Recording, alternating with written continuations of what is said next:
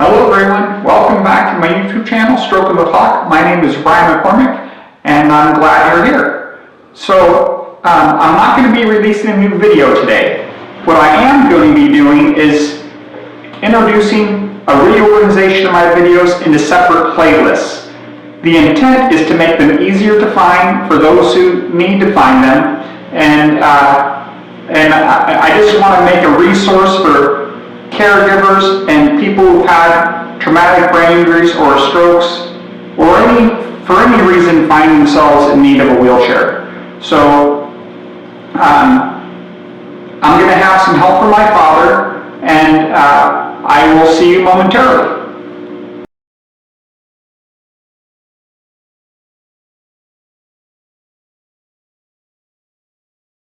Hi, Brian. Hello, Dad. Well, I've been looking at your new playlist, and I see is it choosing the right wheelchair for you? Is that the title? Yes. Okay. And there are a number of factors that you plan on talking about during this, and I'd like to just kind of run down through them and have you give some comments about each of them. Okay, sounds good. Size. Well, that's an important thing to consider when you're choosing a wheelchair. I weigh around 140 pounds. I'm approximately 5'11", and so I've got a really small frame, and so I can fit in a wheelchair that's very narrow.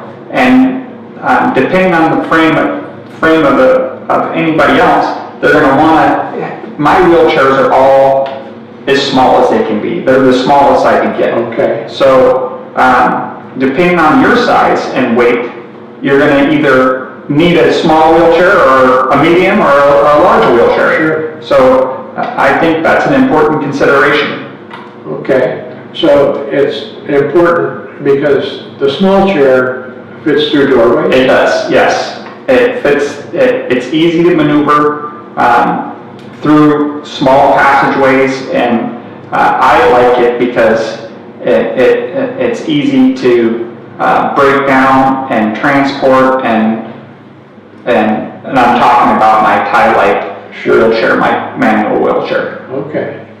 Another thing, maybe kind of along those lines, that you're going to be talking more about is the portability of the different chairs. Yes, and far and away, my TiLite manual chair is the most portable of my wheelchairs. Mm-hmm. And it breaks down easily. I think that I've kind of gone through that in a prior video, but it's easy to transport. It's easy to fly with. It fits in a cabin in an airplane, and in the cabin closet, the coat closet. Sure. And so, as long as the coat closet's not full of other people's things, you can fit it in the coat closet. I've flown with the chair several times, and only one time did it not fit in the coat closet. Okay. And I had to gate check it. Okay. So. All right. Another factor that you said people need to consider is the length of time that you're going to be in the wheelchair? Yes. My first power chair was a Permobil M3, which is a chair that's designed to be all-day comfort. When I got that chair, my wife worked, and so I had to be in that chair for at least 8 hours a day, if not more. So it was important to me to have a chair that I could be in comfortably all day long. Mm-hmm. So it had a ton of features where I could recline it, I could basically be laying flat like I was on bed, okay, or I could be reclined, and it had a vast amount of positions you could be in. So it was called a zero gravity chair because you could recline it back in a seated position to where it took the pressure off at every point in your body. So it was a great wheelchair. I see another item here that goes along with comfort is choosing the right cushion. Yes, and people that have seen my other videos probably know that I'm a big fan of Roho cushions. They are great cushions, and I purchased a Roho cushion for my Permobil M3. My physical therapist said that the Roho cushion was far and away the most comfortable cushion you could get, and so I purchased a Roho cushion for my other wheelchairs, and they're great. Okay. You have a comment here about how important it is to get it set up for you. The chair Yes. For you. You know, I have every wheelchair I have purchased on my own has been set up specifically for me. Someone comes in, measures my the distance that my legs hang when I'm in a seated position, so everything is just right for me. And so it's incredibly important to have that wheelchair set up for your specific needs and your specific body size. Okay. What about the weight of the wheelchair? Well, I've got my Permobil M3. I think it weighs nearly 400 pounds. So that wheelchair cannot be, you have to either drive it under its own power to wherever you want, but you could only probably take it 10 miles and then it would have to be charged. Or you can put it in a wheelchair van that's designed to transport a heavy power chair. So that's the drawback to the Permobil M3 is getting it to a location that you desire. So I would be cautious of having that wheelchair be your only power chair just due to the portability of it. Okay. What about the maneuverability of the different wheelchairs? Well, my Permobil M3 is far and away the most maneuverable of my wheelchairs. It's got two drive wheels that are directly in the center of the bottom of the chair, and so you can turn that, you can spin it, or one spins one direction, one spins another, and you just kind of like you're on a ball bearing. It just spins within its own length and width. Okay. And you're going to be talking more as we move on into the other items we're talking about as far as the three different chairs, but the importance of, or how the things you need to consider to choose your first power chair. Yeah. The thing that I would recommend is that you have to know if you're going to be in a power chair for long periods of time, you're going to need a more robust chair. And so, like the Permobil M3, I know, I think that I've touched on this on the Permobil M3 video, but it is the wheelchair that they get for people who are quadriplegic and people who have severe injuries where they can't move a muscle in their body. So, and then it goes all the way to people like me that just for the comfort of the chair needed that robust of a chair. So, the drawback to that chair, like I said, is you need a wheelchair van to transport it more than 12 miles. Right.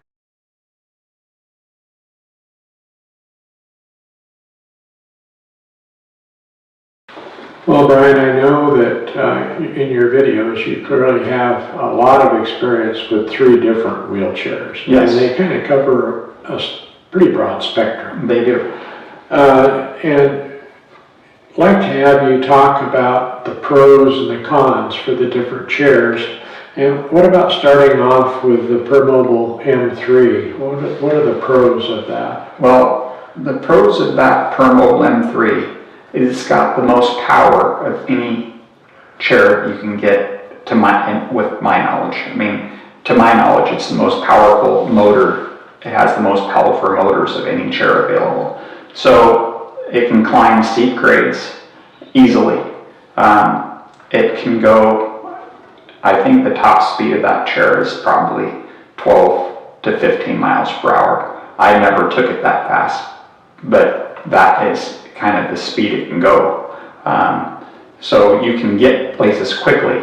And my vision is such that I felt really uncomfortable going more than a quick pace of someone walking.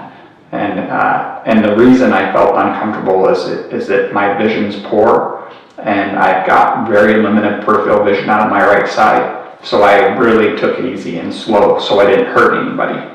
But if you need, but the chair is powerful, it's very quick, and people who don't have vision problems may just cruise places very quickly.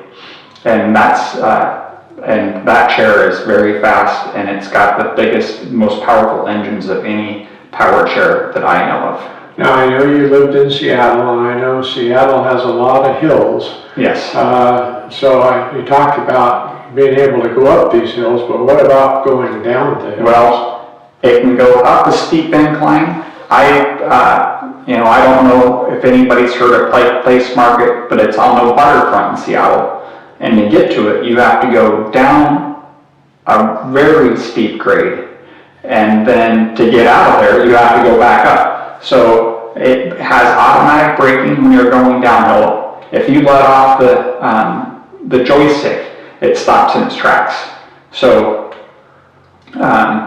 you have to be, if you just kind of ease up on the power, it will gradually slow down, and then you can just kill it, and it will stop all on its own. I don't know how that works. I think that it's sending an electrical signal to freeze the drive wheels, but it stops on a dime, and it's very quick. It can climb hills, and it can go down them very safely and very efficiently. What about the cons that you see with the Permobil M3? Well, I use that chair, like you said, in Seattle, and it's very, even though I got the smallest size available, when you're in any type of situation where you want to avoid brushing up against things and or of that nature, it even though it was the smallest available, it still was bigger than my other chairs.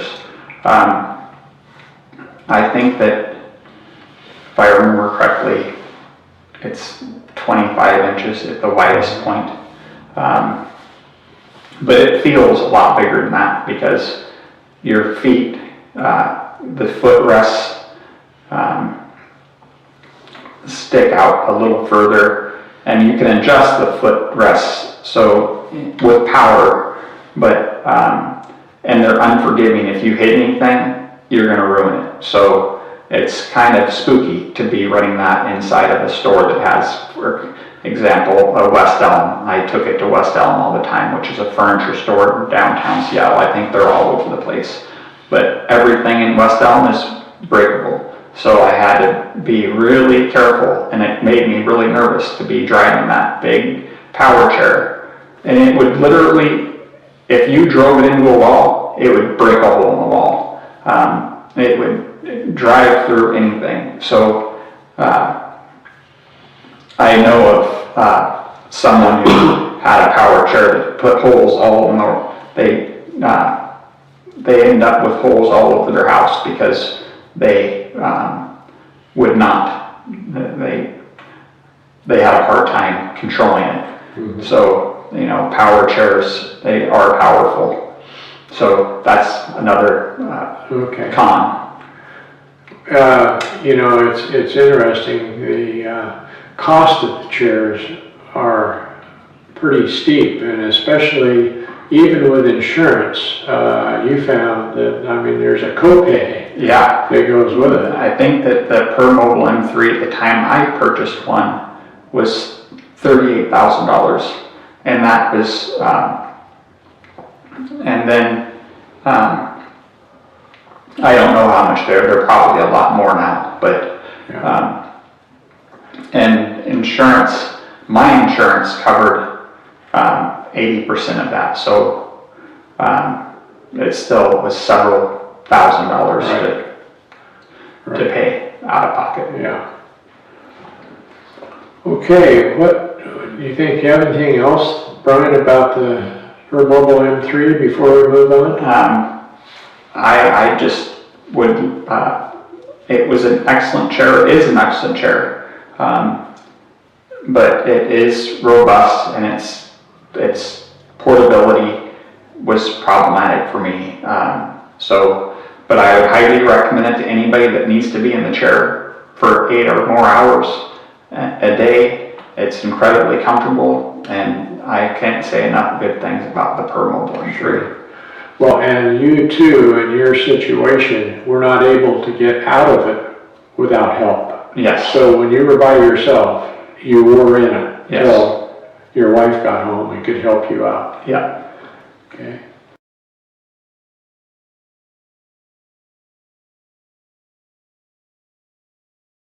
Well, the next one that you have, next power chair you have, is the Jazzy Passport. Yes. And can you talk about the pros for it? Well, the pros for the Jazzy Passport is its footprint is a lot smaller. It's a lot more. It's a lighter wheelchair, and so it's easy to transport. And I think that if I'm not mistaken, that chair, you can. I think that you can check it on an aircraft. So and the battery cannot be checked, but you have, to my knowledge, you can check the chassis on an airplane. The battery has to be kept in the overhead bins or in a storage compartment inside the aircraft. But it's great for traveling. It's great for transporting. And it's great for using. I mean, I love that chair, and it's a lithium-ion battery, so it's everything is made to be lightweight. The battery weighs 10 pounds, but and the chair weighs 40 pounds. I think 50 pounds. So it's a great chair to have because you can put it inside of a car. And I've demonstrated how to do that in my prior video. But I would say the pros are transportability.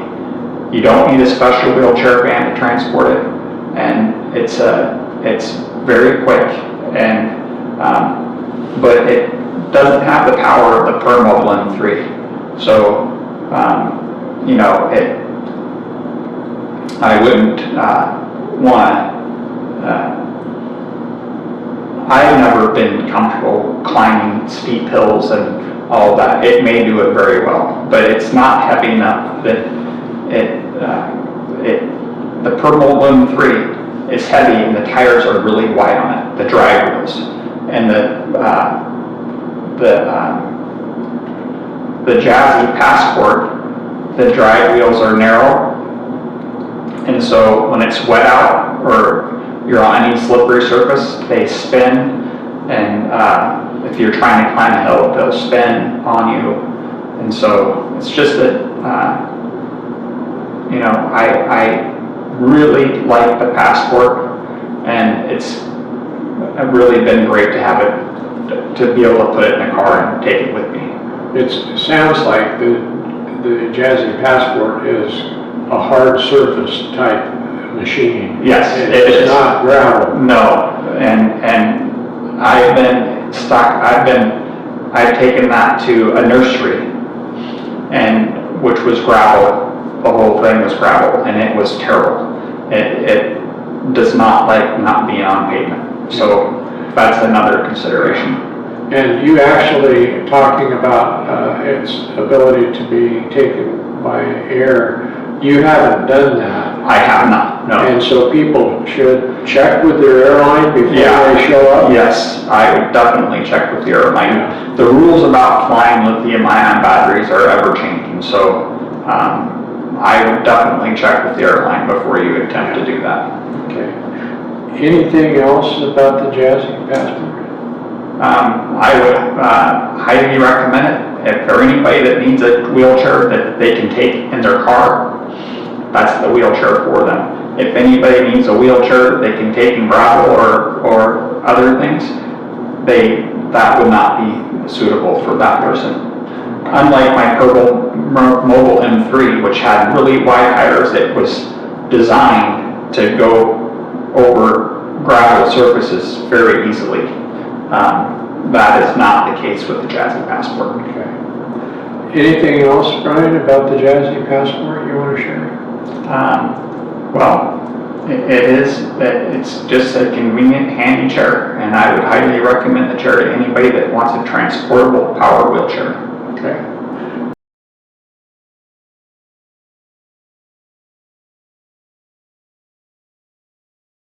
Well, let's move on to your third and final one that you have, and that's the TiLite. Mm-hmm. Can you talk about the pros for the TiLite? Well, the pros for the TiLite are it's very light, which the name, I think it's made of titanium, and it's very light and very transportable. I've talked about my frame size, and I've got a very small frame. I'm 5'11", but I weigh approximately 140 pounds. So my TiLite, I ordered the smallest one possible they made, but depending on your body size, it may not be, that may not work for you. But I wanted the smallest one possible because I wanted to be able to take it into tight places. So my TiLite pusher chair will easily fit through a standard doorway, like a bathroom door or a hallway door. So it's just designed to be compact and go anywhere chair. Are there any cons that you have with the TiLite? Well, the only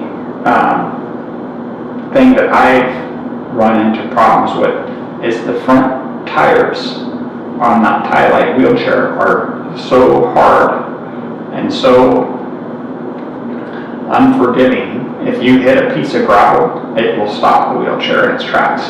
It doesn't like going over anything. So it's got very small front tires, and you cannot push that chair through gravel because it's not designed to do that. Yeah. So if you see yourself going through gravel surfaces, the TiLite wheelchair is probably not going to work for you. Okay. Well, the only other thing that I know is that you use a Roho cushion in all three of the chairs. Yes. Just for comfort. For comfort, yeah. And they are designed to be the most comfortable cushion on the market. They prevent your skin from breaking down, and so you can sit in them all day and not worry about your skin breaking down. I actually had an issue with my skin breaking down, and then at the wound center, which sounds dramatic, but it's a place that looks after bed sores and whatnot. They asked me what type of cushion I have in my wheelchair, and I told them my TiLite used to have a cushion that was inflatable, and the robo was inflatable also, but they said that, you know, you probably should get a robo cushion because they are far and away the best cushion for taking care of your skin. So Okay. that's a consideration. Okay. I want to thank everybody for watching the video, taking the time to do that. I hope that you found it not useful, but I hope that you enjoyed it and you think the new format is going to be helpful. My goal is to make my YouTube channel a resource for anybody that's had a traumatic brain injury or anybody that needs a wheelchair for any reason. And I want to make it a resource for caregivers and people who need a wheelchair for any reason. So if you like my videos, I would recommend that you subscribe to my channel and push the little bell icon. That way you'll be notified of any future videos. And I'm going to be making other playlists and putting all my videos in playlists eventually, but this is the first playlist I've done. So if you like playlists and you like the format, let me know in the comment section. If you have any ideas of how I could reach more people, please let me know in the comment section. I want this to be a easily found resource for anybody who needs assistance or knows someone needs assistance. And so I want to make this as accessible as possible. So I appreciate your time, and I wish you good health and good day.